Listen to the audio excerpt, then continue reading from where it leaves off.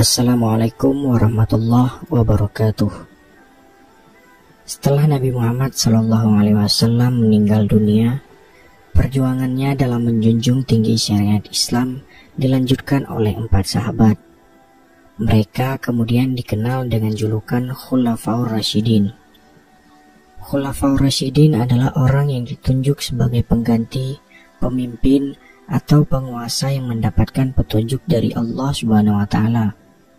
Merekalah yang menjadi khalifah atau pemimpin bagi umat Islam setelah Rasulullah wafat.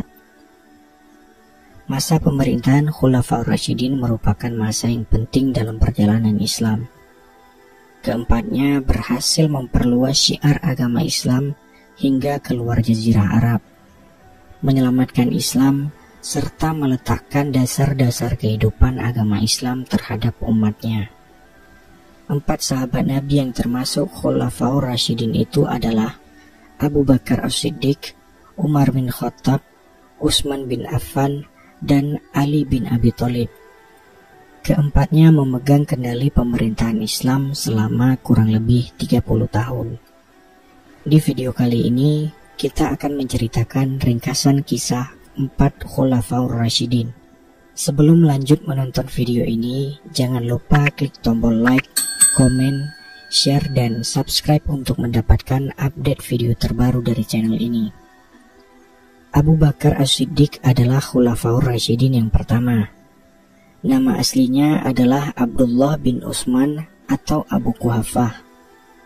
Abu Bakar adalah anak dari Abu Quhafah dan Ummul Khair yang lahir pada tahun 573 Masehi. Kedua orang tuanya adalah bangsawan dan saudagar yang dihormati masyarakat Quraisy. Abu Bakar sudah bersahabat dengan Nabi sebelum datangnya Islam. Setelah Islam datang, Abu Bakar adalah orang pertama di luar keluarga Nabi yang memeluk Islam. Abu Bakar mengorbankan banyak harta bendanya untuk perjuangan Nabi. Nabi Muhammad SAW memberi gelar Abu Bakar dengan As-Siddiq karena sifat benar. Abu Bakar selalu berkata benar. Dia membenarkan apa yang dilakukan dan dikatakan oleh Nabi Muhammad SAW. Di masa kepemimpinannya yang singkat, Abu Bakar menyelesaikan perpecahan yang terjadi di suku-suku bangsa Arab. Beberapa suku tak mau lagi tunduk kepada pemerintah Madinah setelah Rasul wafat. Mereka menganggap perjanjian berakhir seiring wafatnya Rasul.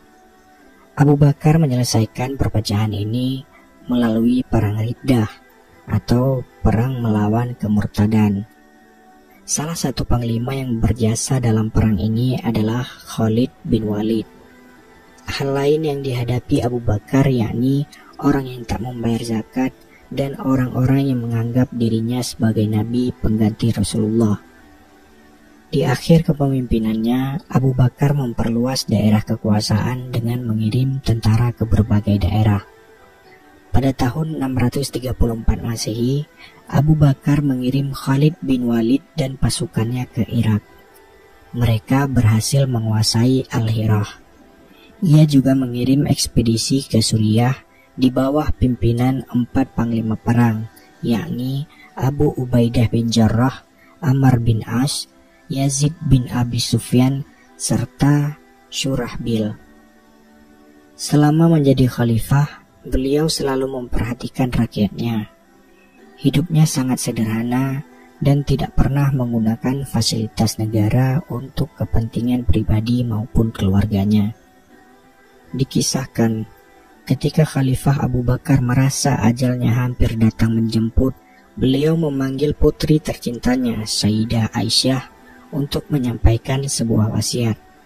"Wahai Aisyah putriku, aku telah diserahi urusan kaum muslimin. Aku telah memakan makanan yang sederhana, dan aku juga telah memakai pakaian yang sederhana dan kasar. Yang tersisa dari harta kaum muslimin padaku adalah seekor unta, seorang pelayan atau pembantu rumah tangga, dan sehelai permadani yang sudah usang. Kalau aku wafat, kirimkan semuanya kepada Umar bin Khattab, karena aku tidak ingin menghadap Allah sedangkan di tanganku masih ada harta kaum muslimin, walaupun sedikit. Abu Bakar wafat pada tahun 13 Hijriah di Madinah. Beliau dimakamkan di sebelah makam Rasulullah di Masjid Nabawi. Setelah Abu Bakar wafat, kekhalifahan pun digantikan oleh Umar bin Khattab. Umar bin Khattab lahir pada 574 Masehi. Nama lengkapnya adalah Umar bin Khattab bin Naufal bin Abdul Uzza. Ia adalah putra dari Khattab bin Naufal dan Hantamah binti Hisham. Kedua orang tuanya berasal dari suku Adi, suku yang terpandang di kalangan orang-orang Quraisy. Leluhurnya adalah pejabat duta besar dan pedagang.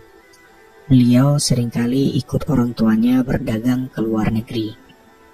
Sebelum masuk Islam, Umar dikenal sangat keras menentang seruan Rasulullah.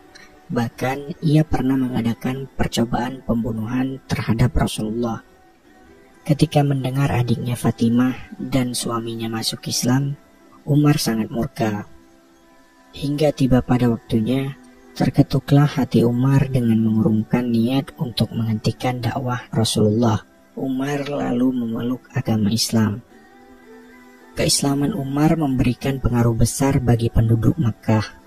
Beliau hadir menjadi salah satu penguat dan semangat untuk memperjuangkan pergerakan Islam bersama Rasulullah.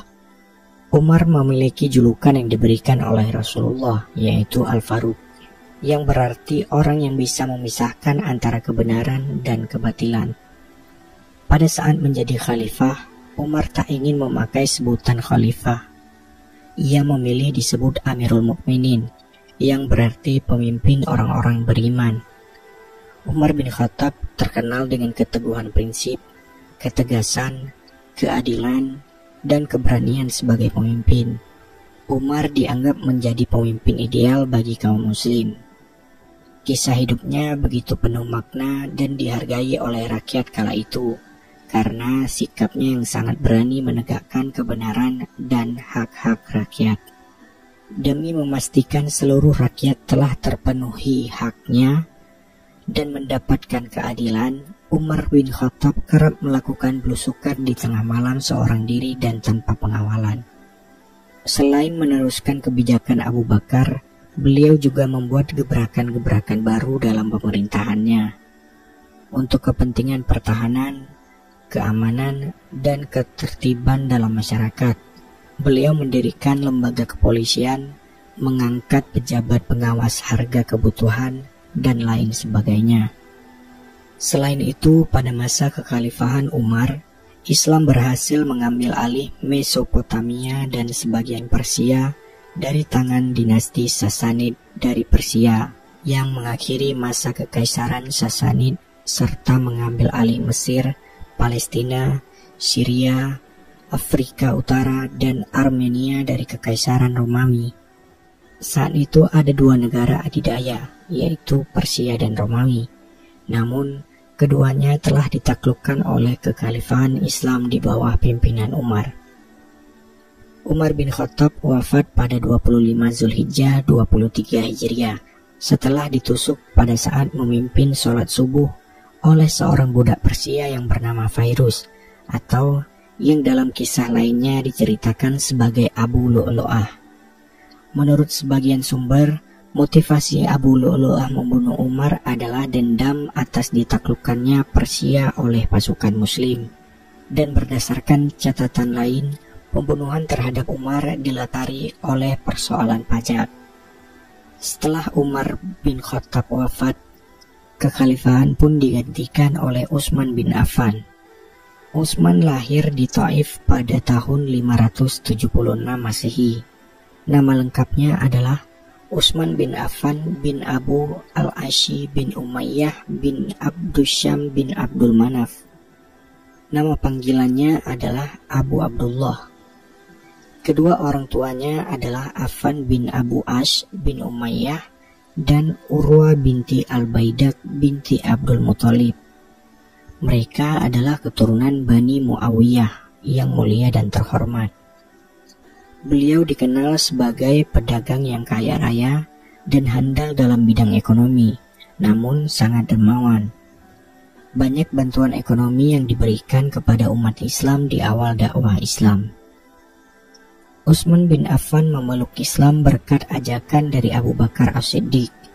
Ia juga termasuk dalam golongan as-sabiqunal awalun, atau orang-orang yang memeluk Islam di masa awal-awal kenabian. Setelah menjadi sahabat Nabi, Utsman juga menjadi menantu Nabi karena menikahi dua putri Nabi, yakni Ruqayyah dan Ummi Kulsum. Oleh karena itu, Utsman mendapatkan julukan Zunnurain, yang artinya pemilik dua cahaya. Utsman bin Affan diangkat menjadi khalifah atas dasar musyawarah dan keputusan sidang panitia 6, yang anggotanya dipilih oleh Khalifah Umar bin Khattab sebelum beliau wafat. Keenam anggota panitia itu ialah Ali bin Abi Thalib, Utsman bin Affan, Abdurrahman bin Auf, Sa'ad bin Abi Waqqas, Zubair bin Awam, dan Thalhah bin Ubaidillah. Pada masa kekhalifahan Utsman bin Affan, beliau melakukan perluasan Masjidil Haram dan Masjid Nabawi karena semakin ramainya umat muslim yang pergi haji. Beliau juga mencetuskan adanya polisi keamanan untuk rakyat dan membuat tempat khusus untuk mengadili suatu perkara atau pengadilan, karena biasanya suatu perkara akan diadili di masjid pada saat itu. Di masa pemerintahan Utsman, ekspansi terus dilakukan. Atas usul Muawiyah, Utsman juga membentuk armada angkatan laut. Wilayah yang dikuasai yakni Barkoh, Tripoli Barat, bagian selatan negeri Nubah, Armenia, Tabaristan, Amudarya, negeri-negeri Balka, Haroh, Kabul, Haznah di Turkistan, dan Siprus. Beliau membagi kekuasaan Islam menjadi 10 provinsi dengan masing-masing amir atau gubernur. Selain itu, pada masa kekhalifahan Utsman dilakukan pembukuan lembaran-lembaran Al-Quran atau mushaf yang hingga sekarang dibaca oleh umat muslim seluruh dunia. Pemerintahan Utsman berlangsung selama 2 periode, masing-masing 6 tahun. Kejayaannya di periode pertama membuatnya dipilih lagi menjadi pemimpin di periode kedua. Namun di periode kedua terjadi perpecahan dan pemberontakan. Pada tahun 35 Hijriah, karena konflik internal dalam tubuh Islam sendiri, rumah Utsman bin Affan dikepung oleh sekelompok golongan Khawarij yang tidak puas dengan pemerintahan khalifah ketiga ini. Ketika Utsman sedang membaca Al-Quran, ia dibunuh oleh salah seorang dari pengepung rumahnya itu hingga meninggal. Wafatnya Utsman bin Affan meninggalkan jejak sejarah yang kelam dalam dunia Islam dan membuka pintu perpecahan panjang yang sudah diramalkan oleh Rasulullah. Setelah Utsman wafat, keadaan semakin kacau. Kaum muslimin mendesak agar Ali dibaiat sebagai khalifah. Dalam suasana kacau, Ali pun dibaiat. Peristiwa itu berlangsung di Masjid Madinah. Ali bin Abi Thalib merupakan sepupu sekaligus menantu Rasulullah. Ia dibesarkan dan dididik oleh Rasulullah. Ali memiliki keberanian yang luar biasa. Ali masuk Islam di usia yang sangat muda. Ia banyak berjasa dalam membantu perjuangan Nabi dalam mendakwahkan Islam. Ali diwarisi berbagai pergolakan. Masa pemerintahannya penuh dengan cobaan. Masa pemerintahan Ali disebut sebagai periode tersulit dalam sejarah Islam karena terjadi perang saudara antar kaum muslimin setelah tragedi terbunuhnya Khalifah ketiga Utsman bin Affan. Ketika itu terjadi banyak pemberontakan seperti di wilayah Basrah, Mesir, dan Persia. Hal ini membuat kekuasaan Ali menjadi lemah. Hingga pada suatu hari, Ali bin Abi Thalib wafat ditikam oleh Ibnu Muljam dengan pedang beracun di dalam Masjid Kufah dikala Ali sedang sholat subuh. Itulah kisah singkat mengenai sahabat-sahabat Nabi yang menjadi Khulafaur Rasyidin. Semoga dari kisah ini kita dapat meneladani sifat dan akhlak dari sahabat-sahabat Rasul tersebut. Wallahu a'lam bishawab.